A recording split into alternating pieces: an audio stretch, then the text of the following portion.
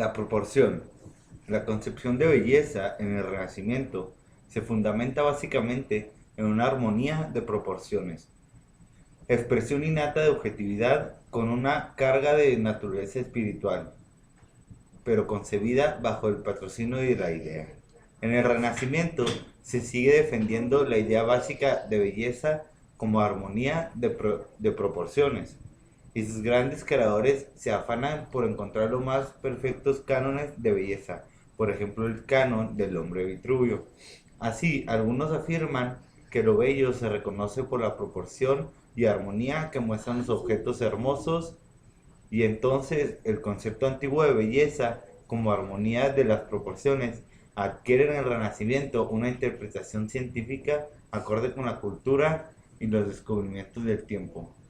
De un modo muy especial, la belleza de la obra de arte se hace depender de la perspectiva correcta y las proporciones idóneas, deduciendo de cálculo matemático y geométrico. La piedad.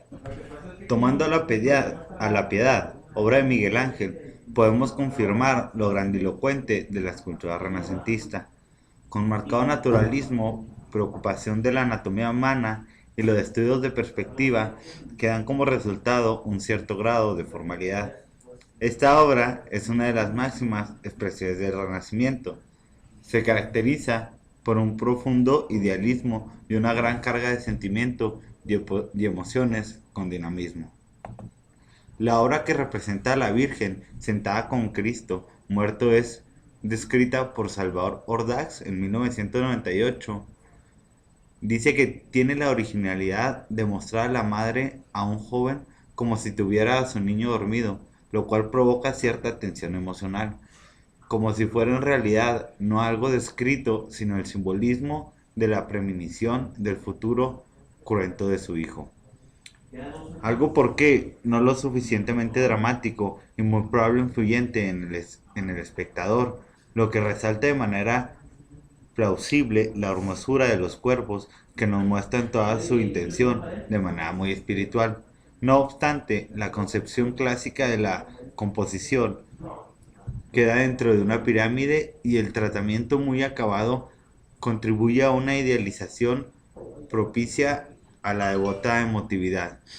Además de enfrentar atrevidamente el problema de colocar el cuerpo desnudo de Cristo sobre los pliegues de la vestidura de la Madre.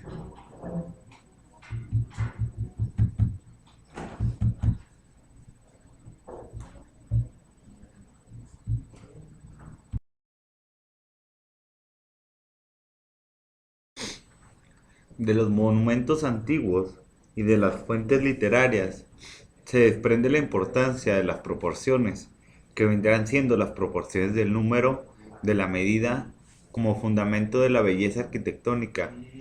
De estas mismas fuentes, los arquitectos deducirán los conceptos de originalidad y grandiosidad, que serán incentivos esenciales para el desarrollo de la arquitectura renacentista. Cuando la búsqueda de relaciones de medida constituye el problema central de la teoría arquitectónica, el arquitecto se muestra de acuerdo con la filosofía neoplatónica de su época. Para ellos, el universo está regido por las leyes en las que se manifiesta la omnipotencia de Dios. Las relaciones armónicas de medida de las obras humanas deberían ser o reflejar la armonía divina del universo. La idea renacentista de belleza y perfección se basa en un racionalismo orientado matemáticamente, de forma que la teoría de la proporción intenta llevar a un denominador común el canon de proporciones del cuerpo humano y las leyes matemáticas de las formas geométricas básicas como la circunferencia y el cuadrado, y expresarlas en reglas de proporción de validez universal. La proporcionalidad matemática del conjunto arquitectónico, que vendría siendo la planta, el alzado, columnas, capiteles, entablamentos y cornisas, convierte los edificios del Renacimiento en construcciones racionalmente comprensibles y cuya estructura interna se caracteriza por la claridad. A partir de este momento, el artista se educa en las medidas y proporciones del modelo clásico y aspira a a la objetivación del proceso creador. A la codificación científica de lo estético, ya no se apoya con los maestros medievales en fórmulas que pasan de mano a mano, sino que intenta integrar su labor en un extenso sistema artístico, teórico y fundamentarla. En esta época se publicarán los primeros tratados de arquitectura que, como Vitruvio en la antigüedad, codificarán los conocimientos arquitectónicos de la época.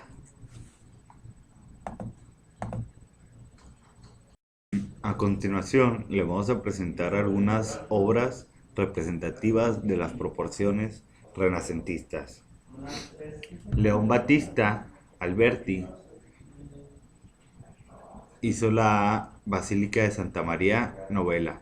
Es una de las iglesias más importantes de Florencia y se encuentra situada en el noroeste de la ciudad, en la plaza del mismo nombre y próximo a la estación de tren. La obra de Alberti se encuentra materializada en la fachada.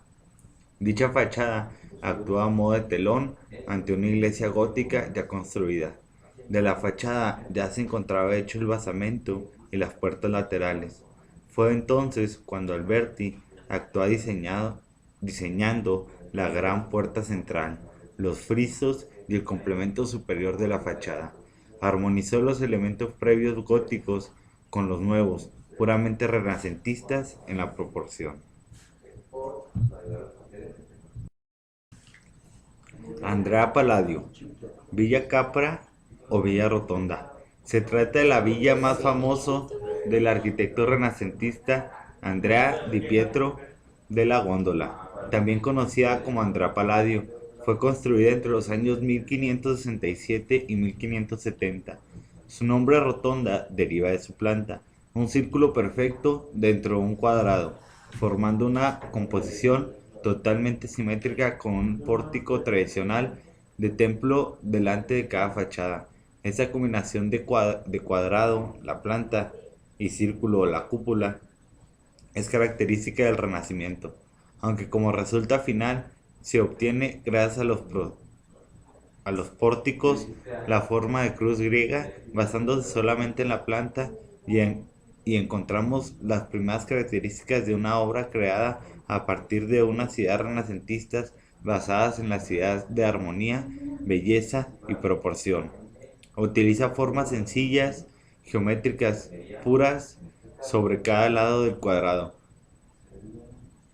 Se erigen fachadas jónicas sustentantes inspiradas en el modelo romano que sujetan un pórtico triangular de proporciones perfectas. La puerta conduce a las dependencias interiores y a la sala central circular cubierta por una cúpula que corresponde a un casco de esfera. La perspectiva en el Renacimiento. Conjunto de objetos que desde un punto determinado se presentan a la vista del espectador. Especialmente cuando están lejanos se llaman la atención por el efecto agradable o melancólico que producen. A principios del siglo XV, en Florencia una nueva concepción del espacio fue traducida en términos artísticos a través del descubrimiento de la perspectiva. En la perspectiva lineal, vista desde lejos, etimológicamente hablando, los objetos están trazados sobre una superficie plana, de conformidad con la manera en que son vistos, sin referencia alguna con sus formas absolutas o sus relaciones. Un dibujo o una pintura en su conjunto están calculados para ser vistos desde un único punto de observación. El principio de la perspectiva originó en el siglo XV una completa revolución que encerraba una extrema y violenta ruptura con la medieval concepción plana y desarticulada del espacio, que constituye su expresión artística. Con la invención de la perspectiva, la moderna noción del individualismo halló su contrapartida artística. En una representación en perspectiva, cada elemento se halla relacionado con un único punto de vista, el del propio espectador. Desde el momento de su descubrimiento no pudo observarse la más mínima inseguridad ante su aplicación. Se optó desde un principio con la más completa confianza y seguridad absoluta. Los artistas y los hombres de ciencia indagaron sus secretos con un empeño y un orgullo fácilmente explicables.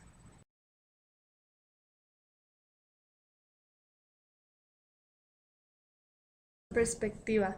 Los artistas como Giotto ya en el Trecento habían comenzado a realizar estudios sobre la perspectiva. A Giotto le era necesario representar las relaciones de espacio y volumen y en consecuencia crear un marco para las figuras y objetos. Se destacan los trabajos ejecutados en la Capilla de la Arena en Padua y los de la Capilla Bardi en Florencia.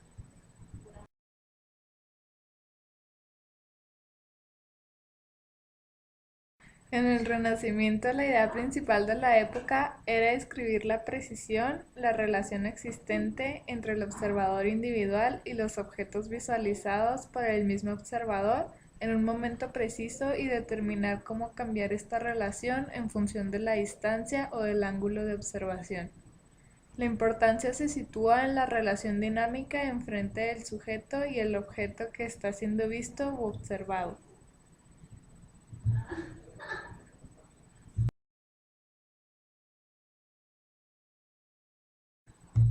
Filippo Brunelleschi se convierte en el descubridor de la perspectiva lineal. Se trata de un método para evitar el espacio medible en una superficie plana. Filippo Brunelleschi fue no solamente el primero y más importante arquitecto renacentista de Florencia, sino uno de los pioneros del arte del Renacimiento. Estudió con detenimiento la antigüedad clásica grecorromana y encontró que la arquitectura clásica le ofrecía la oportunidad de resolver los problemas que la ingeniería y la construcción te presentaban, siendo el primero en formular la aplicación de la perspectiva lineal en arquitectura.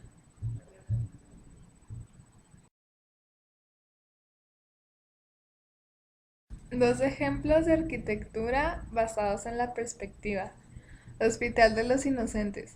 En 1419, Brunelleschi diseñó el Hospital de los Inocentes de Florencia, que se considera el primer edificio renacentista. Su construcción tomó cerca de 25 años para ser finalizado en 1445. Teatro Olímpico de Vicenza. El Teatro Olímpico de Vicenza fue diseñado por Palladio, pero terminado por Scamozzi debido a la muerte de este. Este edificio tiene gran relación en cuanto a perspectiva y arquitectura y es la consecuencia de la interpretación que Palladio hizo del teatro romano antiguo, pero también su interpretación como edificio público. La perspectiva durante el Renacimiento fue la ventana para el desarrollo de muchas actividades artísticas. Las artes plásticas fueron incorporando poco a poco este elemento compositivo. La pintura, la escultura y la arquitectura fueron las artes más afectadas por este redescubrimiento. Pero la perspectiva no fue solo un elemento a incorporar en el arte, sino que su importancia fue un impacto que aún en nuestros días repercute de diversas maneras en el arte. Así hay artistas que exaltan la perspectiva y hay quienes por el contrario la retan, la desafían o la niegan.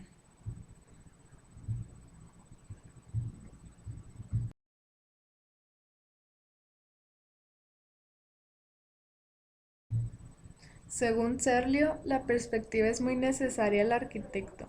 Tampoco el perspectivo hará cosa alguna sin la arquitectura, ni el arquitecto sin la perspectiva, y para ver que esto es cierto, consideremos a los arquitectos de nuestro siglo, en el cual la buena arquitectura ha empezado a florecer.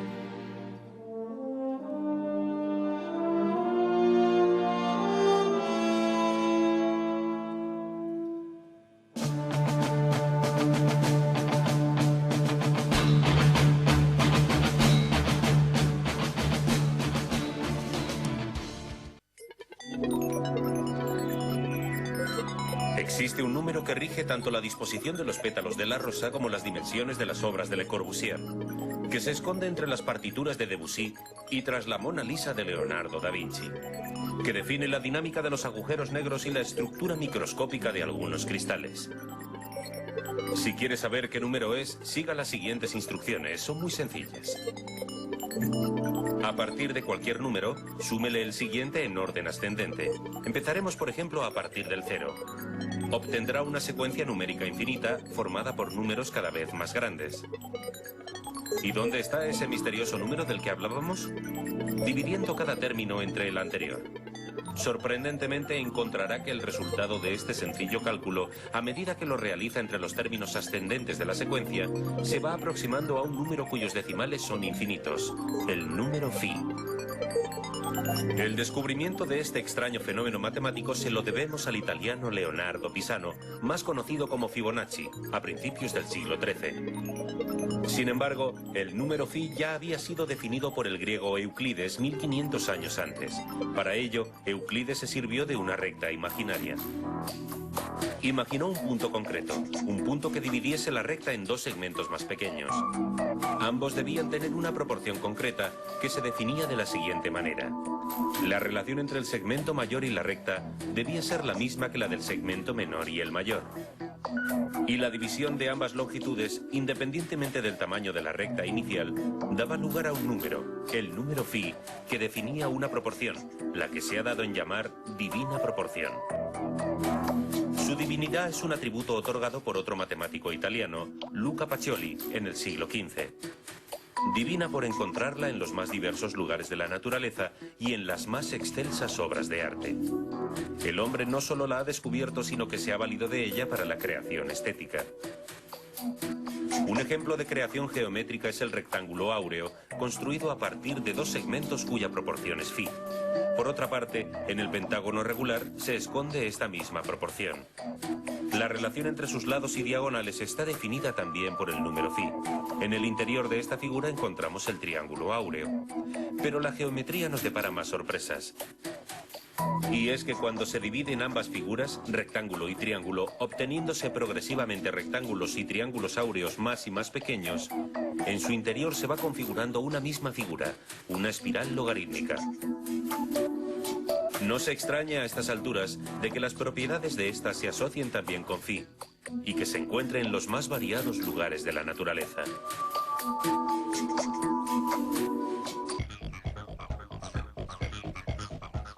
La secuencia de Fibonacci no es solo un fenómeno matemático curioso con el que sorprender a sus amistades.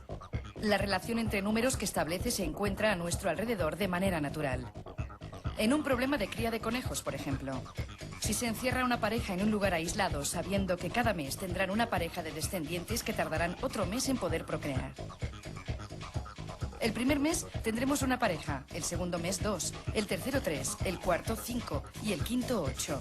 Y así, sucesivamente. En la disposición ramificada de flores y árboles encontraremos también esta secuencia. También en los puntos de un tallo en que se insertan hojas y ramas. Pero la relación entre la botánica y Fibonacci no se queda ahí. La mayoría de flores poseen 2, 3, 5, 8, 13, 21, 34, 55 u 89 pétalos. Extraño, ¿verdad? Y es que en la mayoría de especies vegetales, la cantidad de hojas necesarias para dar un giro completo al tallo sigue números de Fibonacci. Puede darse con 2 hojas y un único giro sobre el tronco, o con 3 hojas. También con 5 hojas y 2 vueltas completas al tronco, o con 8 hojas y 3 vueltas, e incluso con más. Todos números de Fibonacci.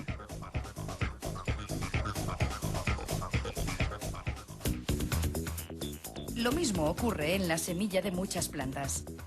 El ángulo que separa a cada uno de los brotes consecutivos que surgen de ella es el resultado de la división de un círculo completo, 360 grados entre phi.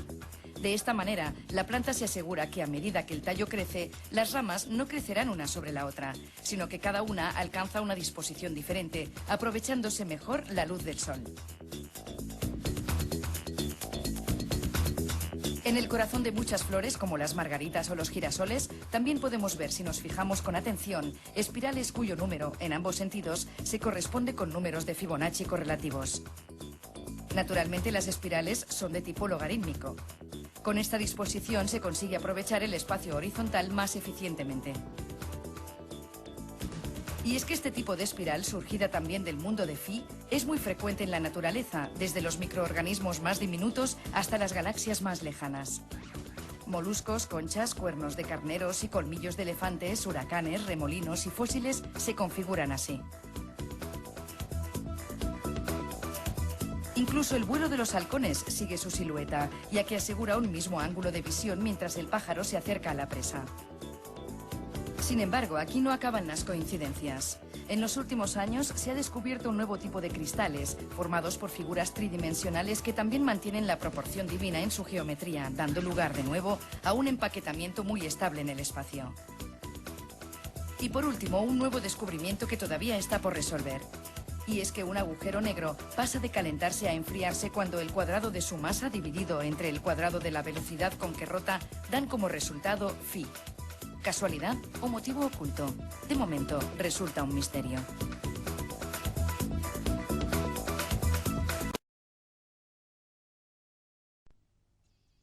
La perspectiva es un método de dibujo para representar las cosas en el espacio. Dicho de una forma más técnica, se trata de un procedimiento para representar gráficamente objetos tridimensionales y sus relaciones espaciales en una superficie plana. A lo largo de la historia, los artistas han plasmado esto de maneras muy diferentes, porque también se han movido por intereses diferentes. En general, y hasta el Renacimiento, los artistas querían pintar las cosas no solo como las veían, sino también como sabían que eran. Los egipcios, por ejemplo, combinaban una versión de perfil y otra frontal para representar la figura humana. Los griegos, en cambio, no dibujaban las cosas como sabían que eran, sino que empezaron a dibujarlas tal y como las veían. Los griegos fueron los primeros en descubrir lo que se llama el escorzo, que parte de la idea de que una persona nunca puede ver de una vez un objeto en su totalidad. Si observamos algunos pies dibujados por los griegos, vemos que el artista dibujó lo que se ve desde un determinado punto, sin tener en cuenta todo lo que sabía sobre aquel pie.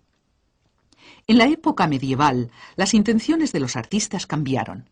Se sabe que la mayoría de pinturas y esculturas se hicieron para ilustrar las doctrinas de la Iglesia y de la historia sagrada. No pretendían copiar las cosas como son, sino explicar una historia o representar un pensamiento. En la época del Renacimiento, el objetivo del artista era llevar a cabo una copia fiel, exacta y veraz de la realidad. Así resultó inevitable la aparición en el dibujo de la perspectiva lineal.